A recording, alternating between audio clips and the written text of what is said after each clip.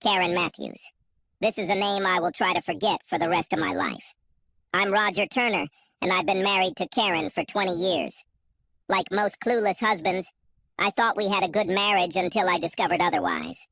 Karen and I were two working-class kids on a council estate. We went to the same school, although we had different groups of friends. We knew each other, but didn't start dating until a few years after graduating from high school. At the time, Karen was working as a lawyer's secretary, and I had just started my own business. My business was websites, specifically design and hosting. The big profits came from two comparison sites I developed, one for insurance, the other for checking prices. When Karen and I got married, I was already worth a lot of money, and to protect my business, my lawyer suggested a prenuptial agreement. It stated that if the marriage ended for any reason, Karen would receive a percentage of my personal fortune, and thinking that we would be together for life, I happily signed it. Karen signed it, knowing that no matter what happened, she would be rich. Although our careers were different, we were good at one thing: in bed. Karen was like an insatiable animal throughout our marriage. We had sex 4 times a week, no less. Our eldest son was born 19 months after our wedding, followed by twins 4 years later. I was now the father of 3 boys. The only thing we disagreed on was names. For some reason, Karen wanted to use names that had a biblical background. Since we weren't religious, I didn't see the point. We agreed on the name Robert for the eldest child. And 4 years later, the twins were named Ethan and Luke. Even though we both worked, we always found time on the weekends to spend together as a family. We had a nice family home in a good area. Most of our neighbors were businessmen and a few minor celebrities. We were constantly invited to parties or business events, but we often declined the invitation to spend time with the children. My business had grown to the point where I now had 40 employees, with Don Healy as my CEO and number 2. The remaining employees were either technical specialists or financial workers. As any employer knows, good employees are hard to find these days and even harder to keep. For this reason, I have always looked for incentives to retain my employees. Every year on their birthday, I gave them the day off with pay, plus paid lunch for the employee and his spouse or partner. I decided to offer all staff a private healthcare package, which had the advantage of being able to get urgent treatment rather than having to wait on the NHS waiting list. Since the package included immediate family, most employees appreciated the gesture. Part of the medical package was a health check every 2 years. There was a month left before my 45th birthday when I received an invitation for a medical examination. Thinking that I would set a good example for my employees, I agreed. The doctor asked me several questions about my lifestyle. Did I smoke? Have I been drinking? The usual questions you'd expect. He carried out all the usual checks, such as measuring height, weight, and blood pressure. To complete the tests, I was asked to take blood and urine tests. The doctor explained that they would run tests, and if there were any problems, they would contact me. I returned to work, knowing I looked healthy and fit. That evening, Karen and I talked about Robert's upcoming 18th birthday. We decided to throw a party for him, and after some deliberation, we settled on a venue. We both said we didn't want drunk 18-year-olds walking around our house. 2 days before the party, I received news that changed my life. The doctor wanted to talk to me about my test results. "Is this bad news, Doc?" I asked, sitting down where the doctor indicated. "It's not life-threatening, Mr. Turner. The problem is that you appear to have hemochromatosis. Because you lead a relatively healthy lifestyle, you do not have any obvious symptoms. With the help of certain medications, we can help control the disease." "Any ideas how I got infected?" I asked. "I'm afraid it's hereditary, Mr. Turner. The symptoms differ in each known case. Some men suffer from chronic internal pain, others live pain-free, but are infertile. You belong to the latter group." "Heredity, I better check on my sons. Doc, did you just say I'm infertile?" "Yes, Mr. Turner. The test results show that you are sterile, and based on our experience, I would say that you have always been sterile." I could tell from the expression on his face what he was thinking. The doctor told me about the medications he prescribed. Luckily, he gave me some brochures to read, but I was still so shocked that I didn't hear much of what he said to me. I planned to return to the office before the end of the day, but went home instead. While Karen was at work and the boys were at school, I had time to think. Stopping feeling sorry for myself, I signed the boys up for urgent testing. If it wasn't my sons, I wanted answers from my wife. During dinner that night, I explained what I had learned that day, and the boys were willing to get tested. Karen was less enthusiastic, and given that the boys' health was the main concern, I couldn't understand her position. Regardless of how Karen felt, 2 days after the party, I took the boys to get tested. It was an agonizing few days waiting for the results. When I received the results, my emotions were mixed. "Please sit down, Mr. Turner." The doctor pointed to a chair. "What is wrong with me?" I asked, knowing that everything was clear with the boys. "We found it strange that after extensive testing, none of your sons showed any signs of hemochromatosis. Since we still had your samples, I asked the lab to run a DNA test. I hope you don't mind. I saw your concern at our last meeting." I looked at the doctor, knowing that this would be bad news. "I'm afraid tests have shown that you are not the biological father of your sons." I jumped up, claiming that the test results were wrong. The doctor let me rant for a few minutes before I calmed down and sat back down. "Do all boys have the same father?" I asked. "Yes. Tests confirmed that the father of all 3 boys was the same man. Since you didn't know about your condition, I assume your wife didn't know either." My wife didn't know, and she still doesn't know the whole story. I told her about my health problems, but did not mention that I was infertile. I clung to the hope that the boys would be mine. "I'm sorry, Mr. Turner." I nodded my head. "Could you give me a printed copy of the DNA results? I have a feeling I'll need them very soon." I thanked the doctor and left. Normally, I might consider going home, but today I decided to go back to the office. As soon as I entered the office, Don knew something was wrong. He followed me into my office and closed the door. "What happened, Roger? You look like death." "I have bad news, Don." I sat down and explained everything to Don. "Jesus Christ, Roger, what are you going to do about it?" Don asked. "As I see it, I have 2 options. I can say nothing and continue to play the dumb, ignorant husband, or I can stand up to Karen. The latter would probably lead to divorce," I replied. 20 years. For 20 damn years I lived a lie. All this time I thought the boys were mine. "Calm down, Roger. I'm sure there is an explanation for this." "Oh, I'm sure there is, Don. Maybe Karen can explain it to me tonight. I'll leave you in charge for a few days. I need to sort out this mess." "I'm sorry, Roger. Take as much as you need. I'll contact you if there's anything I can't handle." Don returned to his office, and I sat and thought about how to sort out this mess. In my head, I figured Karen would get around $2 million if we divorced. Considering I cost 10 times more, I could afford it. I called my lawyer for advice. Since he primarily worked with corporate clients, he recommended Arthur Crenshaw. Arthur Crenshaw was an old-school lawyer who knew his way around the legal system. I told him about the marriage contract we entered into. "Are you sure this is what you want to do, Mr. Turner?" "Yes. My wife can't tell me anything to fix the situation. Can I pick up the papers when they are ready?" "Certainly. Tomorrow I'm in court. My secretary Marion will bring them to you." I thanked Arthur and left. I drove around the area until it was time to go home. When he entered the house, the twins were watching TV and Karen was preparing dinner. "Where is Robert?" I asked. "Stayed with friends for the night." "The 4 of us are having dinner today." Karen smiled.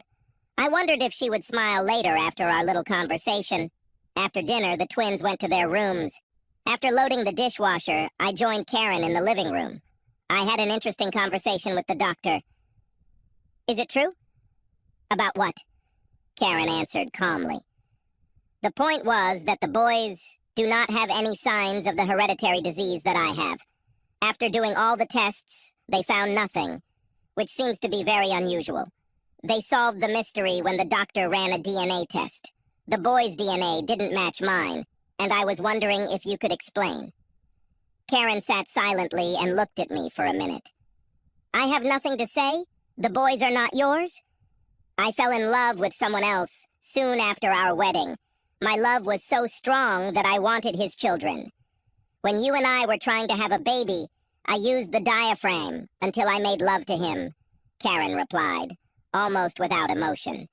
If you fell in love with someone else, why didn't you divorce me and start playing at being a happy family with him? Because he was already married and had children. Now that we know you're infertile, it feels like I made the right decision. If it weren't for this, we would never have become parents. I can't believe I'm hearing this. You got pregnant by another man because you fell in love with him. This means that for 20 years we lived in a lie. I still love you, Roger. I just love someone else more. I see, otherwise you wouldn't have given birth to his children. I'm leaving for a while. I can't be near you right now. Today I will sleep in the spare room. I jumped out of the house and ran away. After a few drinks in the pub, I returned home to Karen, sitting and watching TV. I ignored her and went to the spare room. I pretended to be asleep when about 30 minutes later, she knocked on the door. In the morning, I took a shower, got dressed, and left the house without saying a word. After a while, Karen sent me a message. "Are you okay?" "What do you think?" I answered. Karen didn't answer. I met with Don, then spent the morning looking for a house to buy. Later that day, I picked up the divorce papers. When I arrived at the house, Karen was alone. She smiled when I entered the house. "Where are the boys?" I asked sharply. "Robert is out walking again, and the twins are with my parents. Since we need to talk, I thought it would be better if the boys weren't here. I'm glad you assumed I'd come home." "True. I don't quite understand what you think we should talk about. I'll go up the stairs and change, and while I do that, you can take a look at this." I threw the envelope on the kitchen table and left. Karen stood with her hands folded and a defiant expression on her face as I returned to the kitchen. "Really, Roger? Divorce?" "Yes, Karen, divorce. Last night you told me that you loved another man more than me. You loved him so much that you even gave birth to his fucking children. But I still love you, Roger. Yes, of course, but not enough to have my children. The fact that I am infertile does not change anything. If we had known then, we could have adopted. You left and got pregnant by that bastard, leaving me no say. As far as I know, you are still with him. Divorce is the only option for me, Karen. As you can see, I was fair. You will receive £2 million, according to the marriage contract. When I mentioned that Karen was still involved with him, she looked at the floor, and that told me everything I wanted to know. This is my house, Karen, so you have to move out. Find a place and I'll pay for it. We'll deduct it from your £2 million. In the meantime, I'll stay at the hotel. What about alimony? Karen practically screamed.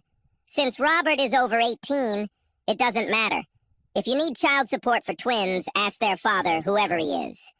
You're making a big mistake, Roger. You are listed as the boy's father, so you must pay for them. I made a mistake when I married you, Karen. Just out of interest, who is the boy's father? I won't say it won't change anything anyway. You will still go for divorce. I then went back upstairs to collect my clothes. I was going to stay at a hotel for a few nights until I got some things sorted out. Karen sat at the table and cried as I carried the suitcases downstairs. "I'll be back for things in a day or two. I'll have enough for a few days," I said without waiting for an answer. I found an apartment that I could rent for 2 months, hoping that was all I would need it for. It also gave Karen a chance to find housing. Karen called me several times asking me to change my mind, but after the last call, which was very stressful, she gave up. My lawyer said she signed and returned the divorce papers. I gave her a month to vacate the house. Robert called to tell me that he was unhappy with his mother. He asked if he could move in with me when I found a place. I told Robert that in this case, on the contrary, his mother would move out of the house. When I called to talk to Ethan and Luke, I was told they didn't want to talk to me. I heard Luke screaming that he hated me. One evening, Robert and I were talking when Karen called him. He turned on the speakerphone. "Yes, what do you need?" Robert said sharply. "Robert, don't talk to me like that. I am your mother. Show me some respect." "Respect? That's funny." Robert stopped and stared at the phone. "You brought this on yourself. You destroyed this family. I want nothing to do with you or the man you call my father. Stay away from me and don't call me again. You are nothing more than an evil witch. Robert pressed the button to end the call. You should try to maintain some kind of relationship with your mother, I advised. No, Dad.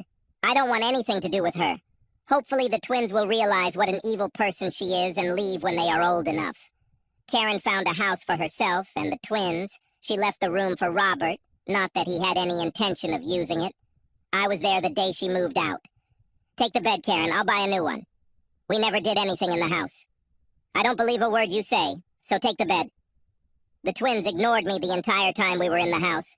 They didn't look back when Karen left. Because of my wealth and status as an ordinary child who achieved well, the newspapers followed the divorce story. Public opinion was on my side. Most people believed that Karen had treated me poorly. 5 months later, the divorce was final. Unfortunately, I had to pay child support for my twins. Roger, this is Arthur.